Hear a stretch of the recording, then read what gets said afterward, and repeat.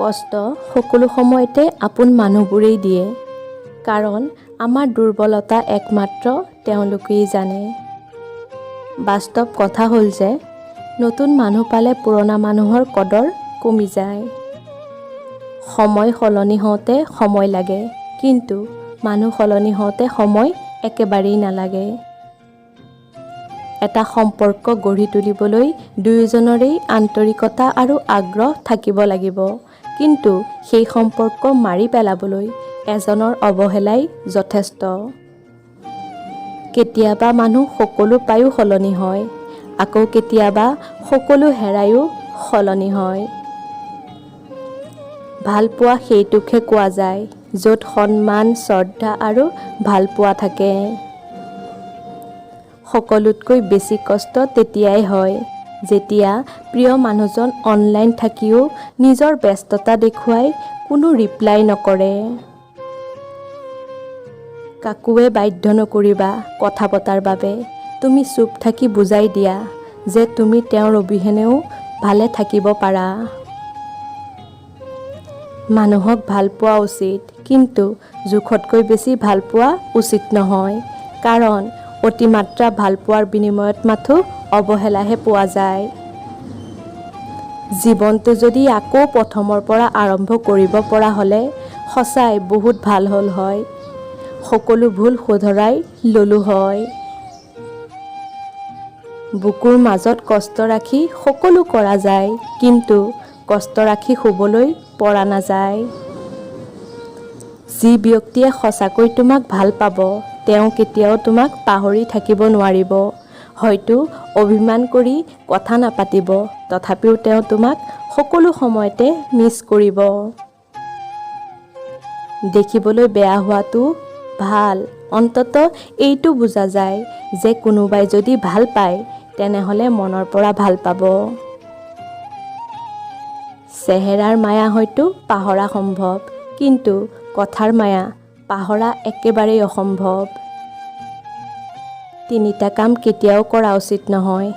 প্ৰথমে অপেক্ষা কৰাৰ, দ্বিতীয়তে কাৰোবাক পগলাৰ দৰে ভাল পোৱা, তৃতীয়তে কাৰোবাক অন্ধৰ দৰে বিশ্বাস কৰা। সপোন বহুত, ক্ষমতা অলপ, কাৰণ মই হ'লো মধ্যবিত্ত ঘৰৰ। মানুহ পৰিৱৰ্তন নহয়, মাথো সময় হ'লে মুখাখন খুলি যায়। জীৱনত এনেকুৱা মানুহো থাকে যিসকলে কাষত থাকিও কন্দুৱায় আৰু দূৰত থাকিও কন্দুৱায়। সিদ্ধান্ত ভাল পোৱাৰ আগত ল'ব লাগে, ভাল পোৱাৰ পাছত ল'ব লাগে দায়িত্ব। অভিমানৰ ভাষা যদি সকলোৱে বুজিলে হয়, তেনেহ'লে সম্পৰ্কবিলাক কেতিয়াও বিচ্ছেদ নহ'ল হয়। সম্পৰ্ক যেতিয়া নতুন হয়, তেতিয়া মানুহে অজুহাত বিচাৰে কথা পতাৰ বাবে, আৰু সম্পৰ্ক যেতিয়া পুৰণা হয়, তেতিয়া অজুহাত দেখুৱাই এৰি যোৱাৰ বাবে। যেতিয়াই কোনোবাই বুজিব পাৰিব যে তুমি তেওঁৰ বাবে পাগল, তেতিয়াই তেওঁ তোমাক অৱহেলা কৰাৰ আৰম্ভ কৰিব। এইটোৱেই হ'ল বাস্তৱ। হৃদয়ে যাৰ কাষত থাকিব বিচাৰে, ভাগ্যই তেওঁৰ পৰা বহুত দূৰত ঠেলি দিয়ে। এগৰাকী নাৰী ৰূপৱতী হোৱাতকৈ গুণৱতী আৰু ভাল চৰিত্ৰৰ অধিকাৰী হোৱাটো অতি প্ৰয়োজনীয়। সকলোৰে ৰাতি সাৰে থকাৰ কাৰণ প্ৰেম নহয়, কাৰোবাৰ ৰাতি অপেক্ষাটো কাটে। ঠগ খায় তেওঁলোকেই যিসকলে সৰল মনেৰে সকলোকে বিশ্বাস কৰি লয়। যিসকলে আঘাত পোৱাৰ পিছতো পুনৰ দৌৰে, তেওঁলোকে জীৱনত উন্নতি কৰিব পাৰে। কোনোবা হেৰাই যায় যদি তেওঁক বিচাৰি পোৱা যায়, কিন্তু কোনোবা সলনি হৈ গ'লে তেওঁক আগৰ দৰে পোৱা নাযায়। ধনীৰ খং বেছি, দুখীয়াৰ ভোক বেছি, আৰু মধ্যবিত্তৰ সপোন বেছি। এবাৰ মাথো নিজৰ পৰা কথা পতা বন্ধ কৰি দিবা, দেখিবা যে নিজৰ আপোনবোৰো পৰ হৈ গৈছে। এই পৃথিৱীত কোনোৱেই কাৰোৰ নহয়, সেয়েহে অকলে থাকিবলৈ চেষ্টা কৰা। বেয়া সময়খিনি হয়তো অতীত হৈ যায়, কিন্তু মানুহৰ বেয়া ব্যৱহাৰ কেতিয়াও অতীত হৈ নাযায়। যিসকলে তোমাৰ ক্ষতি বিচাৰে তেওঁলোকক আঘাত নকৰিবা। তেওঁলোকৰ সন্মুখত অকণমান হাঁহি ফূৰ্তিত থাকিবা।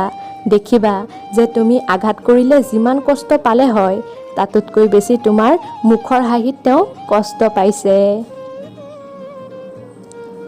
যিমান ঘনিষ্ঠতা কৰিবা সিমানেই মানুহ চিনিবা। অভিনয় যে কিমান প্ৰকাৰৰ তাকো বুজিব পাৰিবা। ধন্যবাদ বন্ধু বান্ধৱীসকল। আজিৰ ভিডিঅ'টো ইমানেই।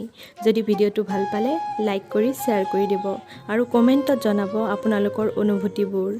আৰু এনেধৰণৰ অনুপ্ৰেৰণামূলক ভিডিঅ'ৰ বাবে আমাৰ চেনেলটো ছাবস্ক্ৰাইব কৰি ৰাখিব।